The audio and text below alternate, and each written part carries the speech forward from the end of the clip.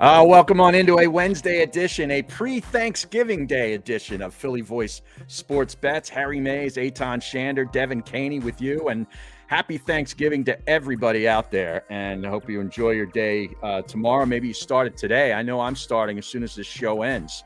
I'm going to play a round of golf and start drinking. I don't know about you guys.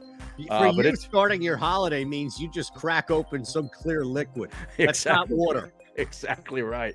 But anyway, we got to go over some stuff from Monday Night Football. Maybe we've lost or won some World Cup action. I know Team USA disappointed everybody because they allowed Wales to score.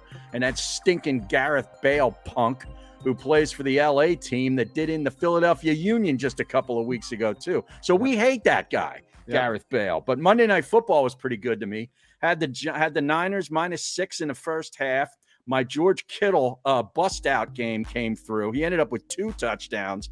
I had an anytime touchdown and over 41.5 yards. It was like in the 50s by the time game time came on, and he easily eclipsed that. So how'd you guys do on Monday Night Football in an otherwise unwatchable football game? Yeah, I want to thank you guys for the George Kittle week. I tailed you on that, and then we talked also about James Conner having a big game, which he did, except every aspect of my parlay for that game hit, except James Conner was, I think, like 3 yards short of the receiving yards total. I wanted him to go over that, and everything else hit. But yeah, I mean, we kind of nailed our predictions for that Monday night game. James Conner having a big day, George Kittle. I think I even had a Deebo Samuel something or other, Jimmy Garoppolo over passing yards. So yeah, just that one, James Conner, if only he got the ball like one more time. Everybody in that offense did something, I think, except Juszczyk. That poor guy, the fullback who I love. Yeah. And even on the Cardinals side of the ball, who else had something else went well for me in that one. So that was good after a terrible Sunday at NFL betting.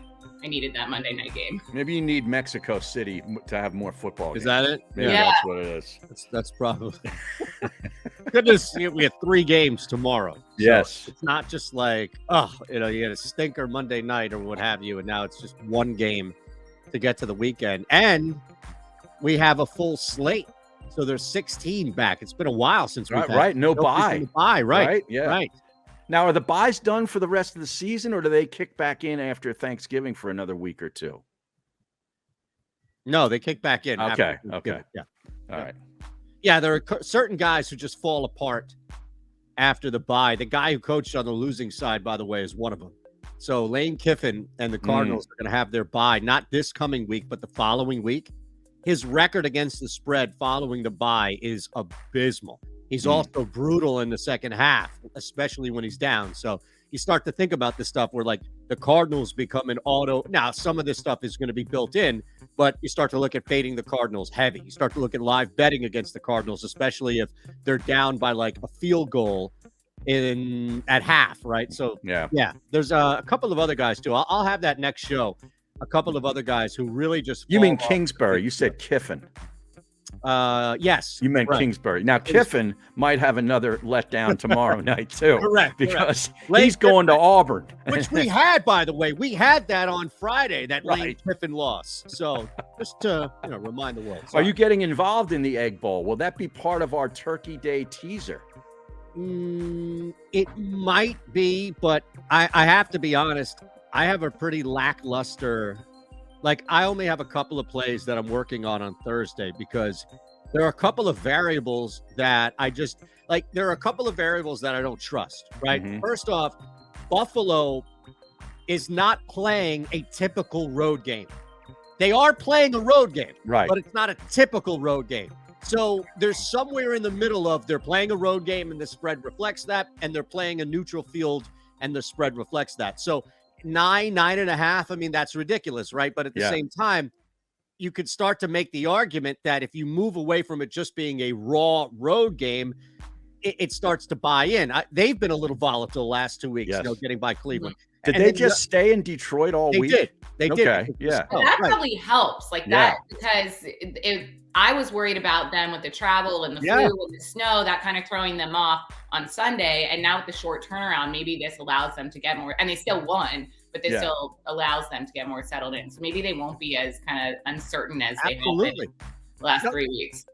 That's it, right? So you Yeah. would slam the 9.5, but then you're like, well, they're on the road, and it's still. I mean, there's a lot I don't trust in this game. We could go game by game, Harry. Whatever you're thinking here. Well, yeah, let's just stay with the Detroit game for a second, because the Lions have won 3 in a row. We haven't really been paying attention, but they've put 3 wins together.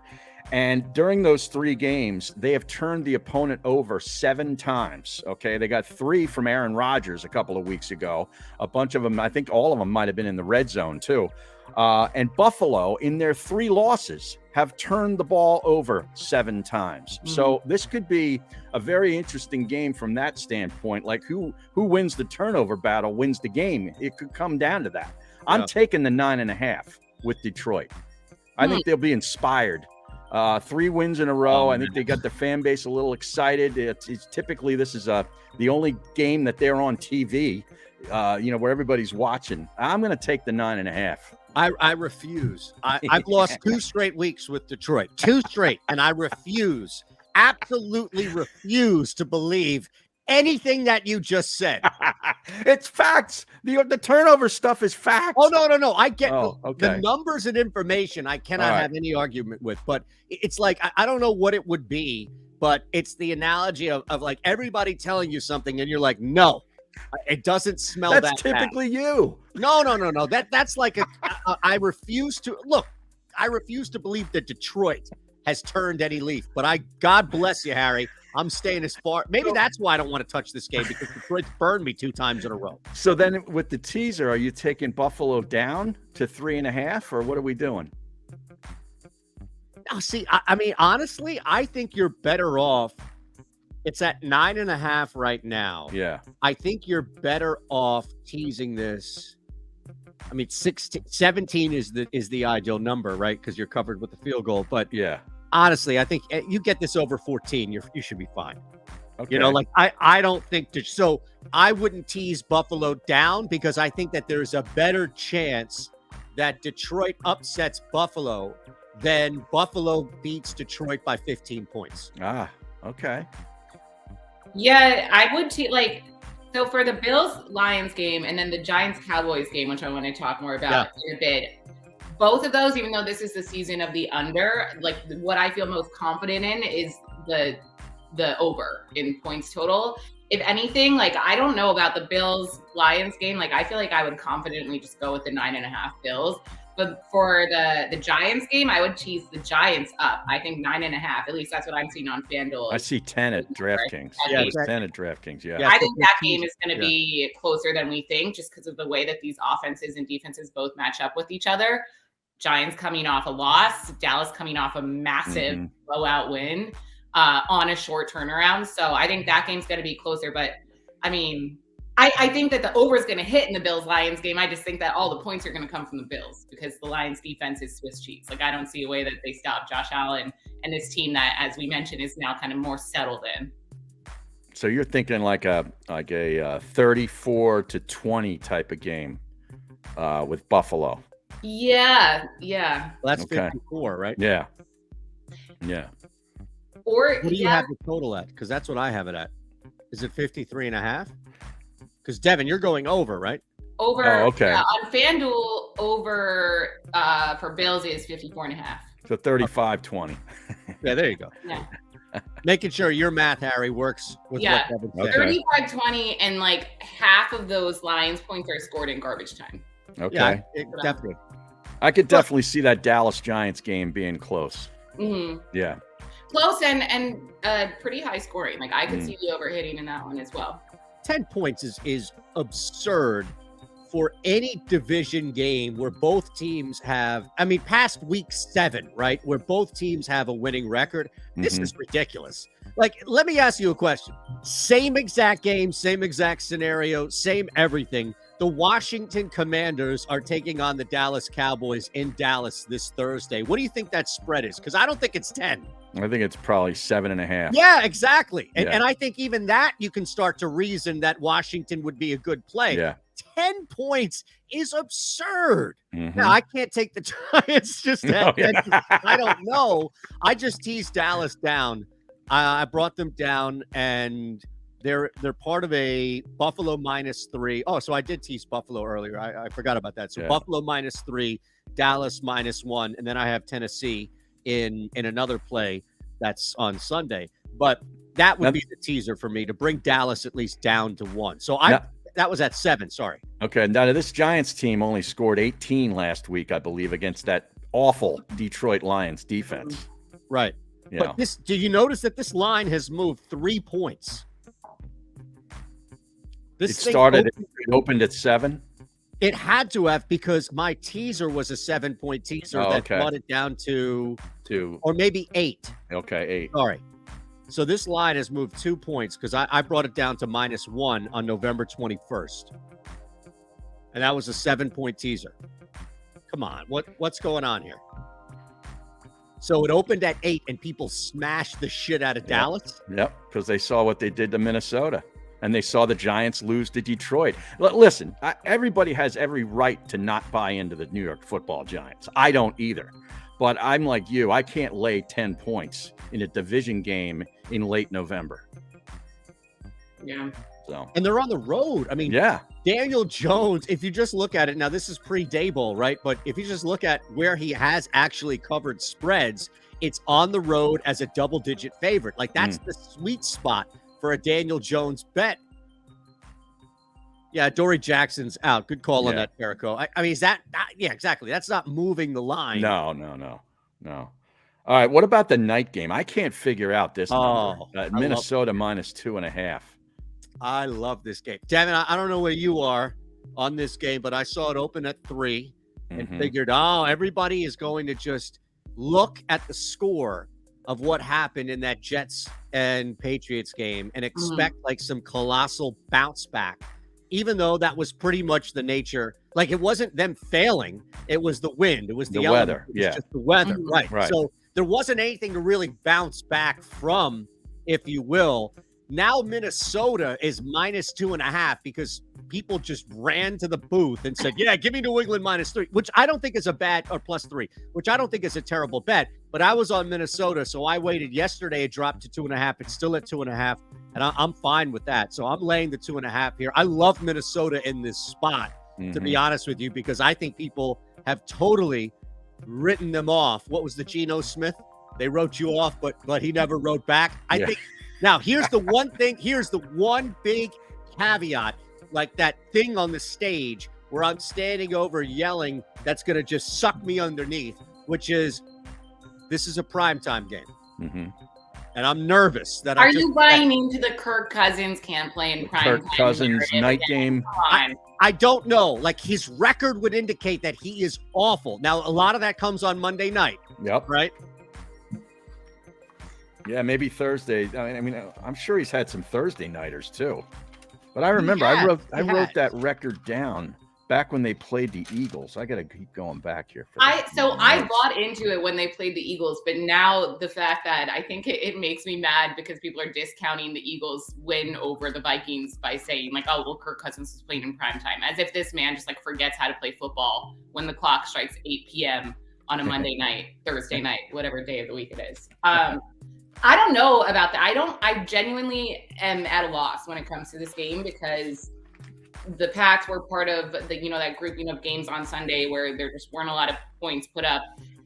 But the Vikings got absolutely stomped by, like, to say the least, by the Cowboys. So I don't know if like maybe the Vikings were exposed or maybe they just had a bad game at home. Like, I don't know if either of these teams are either legitimately good and maybe coming off like just poor performances due to outside elements, mainly talking about the Pats with that, or they're going to have a bounce back game in the Vikings. So yeah, I don't have anything on this game right now because I don't know what to do.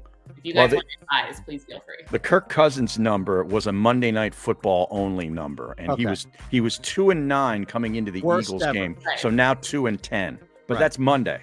But I'll find the total record. I don't know. There's something. There's more to it, is what you're saying? A little bit. I don't know. All right.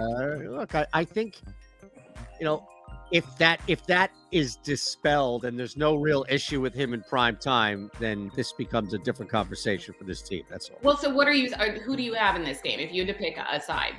I bet Minnesota. If I had to pick, I'd pick Minnesota. I'm locked in mine. Yeah, and that's the thing, because it opened at 3. So I liked Minnesota. There was no way I was going to lay 3. If I lost the value and it moved to 3.5, so be it. I passed on the game. Mm-hmm. But part of me figured that people would like the New England Patriots are always going to have the public favor to them because it's the Patriots. And now everybody believes that Minnesota has wilted and fallen. And look, they very well may, but I'm getting under a number that has been more key this year than any year in the history at 3. And that's kind of my angle to it. But here's another thing that I'd probably take too. If you had Cousins at plus or minus a half an interception, I'd take over. Well, in that game. You bring that up. By the way, I think the Patriots right now are a perfect teaser as well. Like if you wanted to run a 6 or 6.5 point teaser on the Patriots, that brings them right back through 3, 6, 7, even 8 now. Yeah, 8.5. Yeah, I think that's a great play personally there. So I like Minnesota under 3. Now, I wouldn't build this personally and bet both sides, but if somebody came back and said, well, screw you, I'm taking the Patriots on a 6, 6.5, even 7 point, which is probably unnecessary teaser. Yeah, absolutely, man. I think that's fine. So a 2-teamer, you go Minnesota New England plus 8.5 and Detroit plus 15.5. I would rather tease the Giants to plus 17. Personally. And that's a minus 140 teaser. Actually might lock that in, Harry. 17. Yeah, plus or minus 140 right there. By the way, Kirk Cousins to throw a pick. Well, I was just going to ask, how do we feel about New England defense anytime touchdown? That's plus 650. Not special teams, but just defense. It would correlate with the interception, right? It would. Let's see. Sometimes they don't have the interceptions up. They do. All right. So I'm just curious. Kirk Cousins, this is the same game parlay. It's only going to be 2 here, and it's what you both just mentioned. Anytime TD, see these crumbs. A lot of times they'll take it away here on DK, so I'll have to build it over on FanDuel. But basically, I think what you could do is you could play them both individually, but it's a nice same game parlay because it correlates, right? Kirk Cousins interception and New England defense scoring. Cherico's got Jefferson for an anytime touchdown at plus 225. And money line. Plus 225. No. It's Minnesota money line. Oh, plus Minnesota. Okay. Yeah. Okay. I didn't see that. Come on, Harry. All right. Because I was like, what? Okay, let's sign me up for that. right. Exactly. Somebody made a mistake on DK or wherever hell he bet that. And he needs to keep that stuff to himself and just let us know. That's a text thing. Red alert. Yeah. Now, you want to build a turkey day or what? Well, I thought we already did, didn't we? Oh, yeah. Okay. That's fine. I thought you said you'd take the Lions up, right? Oh, a teaser, a turkey day teaser. Yeah. Yeah. You take the Lions up. You take Dallas, or no, you take the Giants up too, right? At 10, yes. At 7, I would take the Dallas Cowboys, or 8 even. I'd take the Cowboys down. But well, it's at 10. Yeah, that's astronomical. And then you also take, what would you take, the Patriots up? Yeah, I mean, I don't think you need to add a leg here, but it is for the purposes of what we're doing. Absolutely. I would tease the Patriots up. Yep, all because right. at 3, you might as well just take them at 3. That's all right. Now, anything on college or the Eagles? Because the Eagles' line is up to 7 now. We got in at 6.5 the other day. We did get in at 6.5. I like that.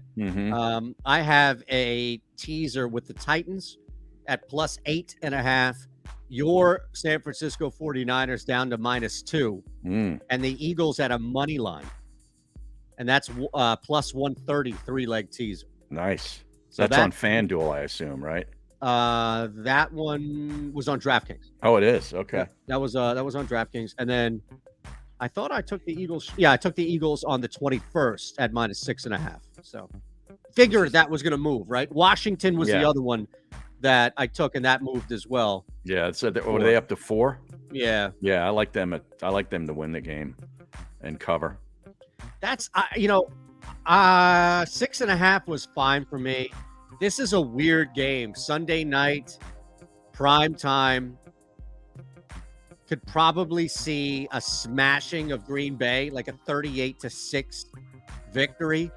But this team hasn't played sharp enough, I think, to earn that type of. No, they haven't put 4 quarters together yet. Right. The Eagles. So I don't mind laying the spread, meaning like I can see them winning by a touchdown, but I'm just not sure how they get there. Yeah. I think it could go either way because they've been, I feel like the Eagles have been kind of in this lull, not playing their best football, adjusting to the loss of Dallas Goedert. And maybe Sunday night is the game that they come out of it, like a Vikings, Monday night primetime style stomping of the Packers, or they could stay in that lull, kind of still not playing a full 4 quarters, and it's a close game like we saw against the Colts. I don't know. It could go either way. I see that. Also, my laptop is going to die probably in a few minutes. Just giving you guys a heads up if I disappear. Gotcha. Real quick, DraftKings. Sorry, Harry. DraftKings has these Thanksgiving specials. I just popped on this. Fresh from the field. Okay. Jalen Hurts 1+ rushing TD, and this young phenom Christian Watson 1 receiving TD. So it's specific. Hurts has to catch it on the ground, and Watson has to catch one in the air. What do you think that should be? Plus what? Hurts on the ground and Hurts on the ground. Hurts. You remember that song? Yeah, yes. Come on now. Devin, come on now. That's that was in New Orleans, right? No, that was from American Idol. Pants on the ground. Pants on the ground. Yeah. Okay. All right. It's Hurts on the ground, Watson in the air. What do you think that should be? I'm just curious. I have no idea. 500, 1,000. Plus 500. It's 330, which does feel a little low. Okay. Because it's so specific. That's all. Okay. Anything on college, or do we want to wait till Friday, Eitan? That's fine. I'm under the Drexel game tonight. Under? Yeah, I don't think Drexel's going to score much against the Indiana State Birds, and I don't think Indiana State is a major, like, we're going to put up 90 on a team. Yeah. So I think this game just has a slower pace overall, and it's going to go under. I want to put out one college now because I think the line's going to move. Football, please. Yes. Ohio State -7.5. I'm taking the Buckeyes. Corum is not going to be right even if he plays, and they rely so heavily on him. I don't believe in the quarterback at Michigan because I think he's turning into Jim Harbaugh 2.0, and that's not a good thing. I'm taking Ohio State before it goes to 8.5. I wonder if I can still find that. It's probably not. That's a great call. Going to tail that right now. Put it on the spreadsheet. All right. That's the only one. I'll save the other ones for Friday because I think they're pretty stable numbers. Yep. Let's do it. Cherico's got some NBA and a World Cup. Coming in with the World Cup pick today. So I've been studying a little bit, and from my analytics, I have decided that I am going to be betting on Belgium and Canada today at 2 p.m. And I'm going to bet that both teams will score a goal, and the total for the game will be over 2.5. And that comes in at plus 110. And I was pretty surprised because you see a lot of these games, they end in draws. But yesterday, half of the games, if there was a goal scored in the game, it was hitting that over 2.5. So when they're finding offense, they're actually, it's plentiful. There's plenty goals being scored. Being that it's Belgium and Canada, it's two teams that really aren't highest of talent defensive wise. I think there's going to be a lot of shots on the goal today, and I really like that to hit over 2.5 because we're seeing a lot of these games more high scoring than not. So I like it. Yeah. And then my NBA pick today, I got hooked bad the other night by Shai. I did. Shai Gilgeous-Alexander. You know how much I love him, and he put up 30 when I needed 31, so that hurt very bad. But tonight I'm going to my other man, Anthony Simons. Points and rebounds tonight over 27.5 for -113. The kid's just on fire, truthfully, and I feel like he could get that in buckets alone. So going up tonight against a more lackluster defense, I mean, he put up these same statistics against the Celtics, who were the best defense in the league. So I feel real comfortable taking that line tonight at 27.5. How about that Ben Simmons' fourth quarter? $1,500 last night. I just want to let you did know. What? Tobias Harris cost me $1,500. Well, how about Ben Simmons in the fourth quarter last night? And then he gave everybody Chick-fil-A, didn't he? Yeah, wait. I think Devin reaped the benefits of that free Chick-fil-A, right? I did. I was at the game, and honestly, I went with my family, and we were debating selling our tickets when we found out Embiid was not going to play. And I'm so glad we went because, we saw the Tobias Harris B-ball Paul game, and now we get free Chick-fil-A thanks to Ben Simmons. Yeah. that was incredible. Tobias Harris, all of a sudden, he's just T-Mac. Like, what do you get at Chick-fil-A for free? Like the bites, or do you get a sandwich? Yeah, it's the chicken nuggets, and it's I forget how many it is. I think like for one, it's maybe 6, like half a dozen. Like when Giannis was in town, I think he got everyone like 12. Wow. They're good. Yeah. Man of the people. I got one more. I'm going with Brandon Ingram tonight. And a Pels win, 25 plus and a Pels win for plus 190 going up against the Spurs. Wow. I like this one tonight. Okay. I think Greg Popovich, his defensive, prowess isn't there anymore with these Spurs. And I'm going on an angle. Not only are the Spurs the second to worst defensive team in the NBA, but I'm coming on a little bit of a personal angle because if you guys remember the Team USA from a couple of years ago, Brandon Ingram was actually snubbed for Keldon Johnson in that last roster spot. And Pop was the coach? And Pop was the coach. Yeah. So now Brandon Ingram going up against Keldon Johnson. That's his matchup against Greg Popovich. I just feel like it's all there tonight for Brandon Ingram to come out. And he had a 29-point performance the other night. I feel like he's going to follow that up again. I mean, they just came off a good game against Golden State where they played hard but lost. So I think tonight he's going to get that revenge. I hope he hits a 3 right in front of that old goat and turns right around to him and goes like this. Kiss my ass. Exactly. There's Devin. She warned us. She's gone. Yeah. The computer is dead. Yeah. Oh, man. But all right. That's what I like today. Good stuff. Yeah, man. Good stuff there. Absolutely. Well, everybody have a great Thanksgiving, and we'll be back on Friday because there's just too much football to not do a show, right, Eitan and Matt? Oh, it's yes, sir. insane, man. All right. We'll see you Friday. See you Friday.